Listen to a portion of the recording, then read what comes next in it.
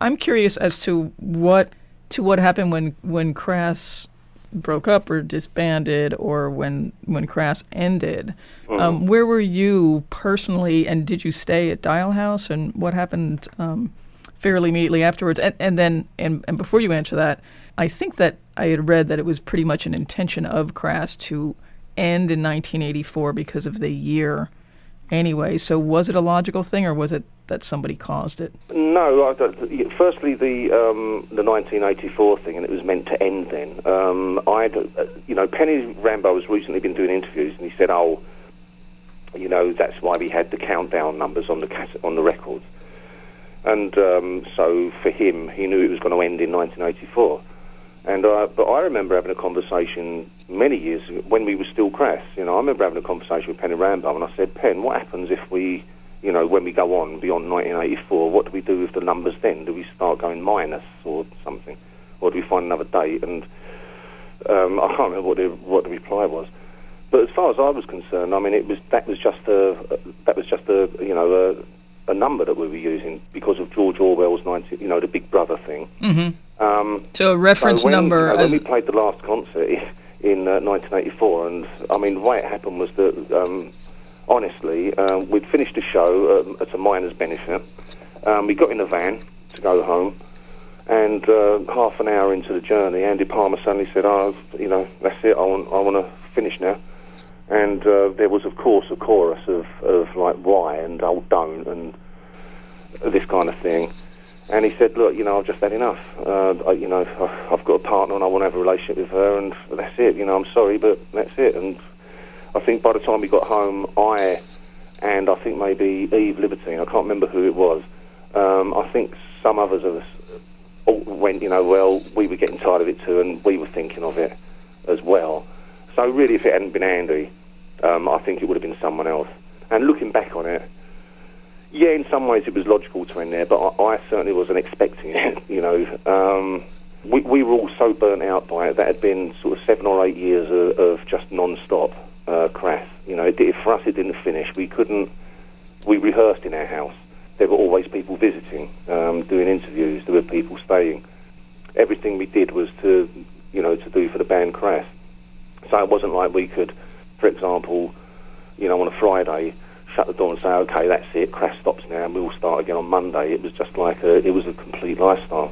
I think that just really burnt us out. We'd said all we had to say, and we couldn't really think of anything more. If we all agreed, right, okay, then if we don't have the 4 members, that's it, we have to stop. So we did. And I was quite relieved, because then I could sort of, I didn't have to get nervous or get stage fright about, going on stage again. But about 6 weeks afterwards, I got itchy feet and wanted to go on tour again. And for me, it was very strange to suddenly, having been Steve Ignorant, singer of Crass, I was now that bloke who used to be in Crass. And that was a really, really odd thing. And I think the others sort of, they had sort of got it into their heads that was it, and didn't want to do it anymore.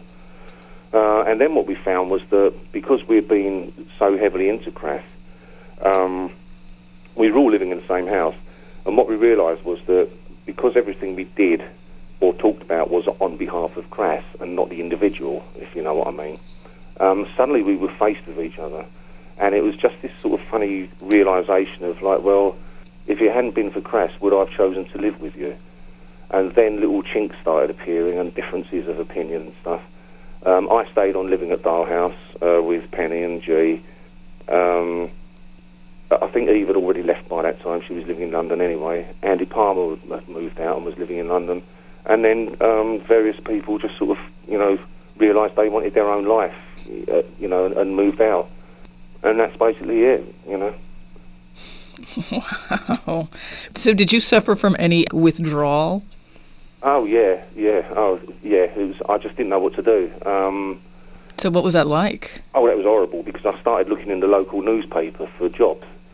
And of course, I didn't qualify for anything, because all I've been doing for the last sort of 7 or 8 years was screaming down a microphone. I didn't have any qualifications, so who's going to take me on? And You're very dedicated, though. Pardon? You're very dedicated. Yeah, so, so then I thought, well, I don't know what else to do, really, but And then I went on holiday. I went for a vacation with John Loder to New York, and we were in we was in Coney Island, walking down the boardwalk. Yes. And this must have been 1980. This was 1985, something like that. And this Afro-Caribbean, is that a PC term? I don't know how to say it. Yeah. Right. Okay. Then this Afro-Caribbean family walked past with a big ghetto blaster, with this amazing sound coming out of it. And I just turned around and went up to them and I said, "Excuse me, but what is that music?" And they said, "Haven't you heard of scratching?" And I said, "Yeah, it's what you do when you're getting itches, isn't it?" And they went, No, it's this new music where you actually scratch the record." And I was like, "Wow, that just sounds great, you know." So when I came back to England, I desperately tried to find anything on scratching and rap, as it was, as it was called in those days, because I realised that the way that I wrote lyrics fitted in with the sort of rap style of doing it. Absolutely. Yeah, and then of course Grandmaster Flash came out with the message, and I was like, "Whoa, I've got to start doing this," and never quite got it. But if you listen to Stratford Mercenaries and some of the Schwarzenegger stuff, you can actually put some of my lyrics into sort of rap style, So, and that was an eye-opener for me. So I actually started writing again, and that's when I got involved with Conflict. Was there a gap?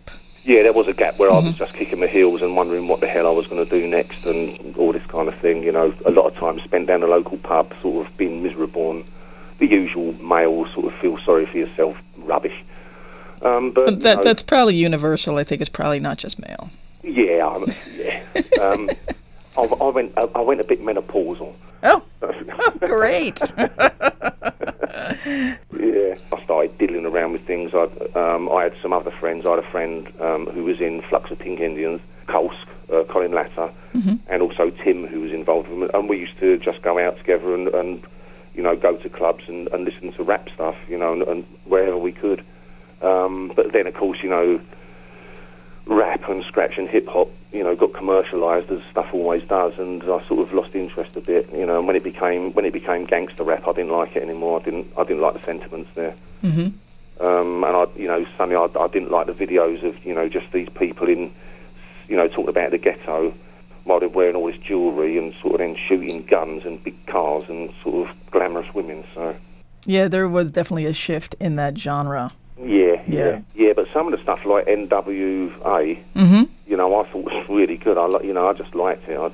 And Africa Bambaataa as well. I like that one with the dogs barking. I really like that.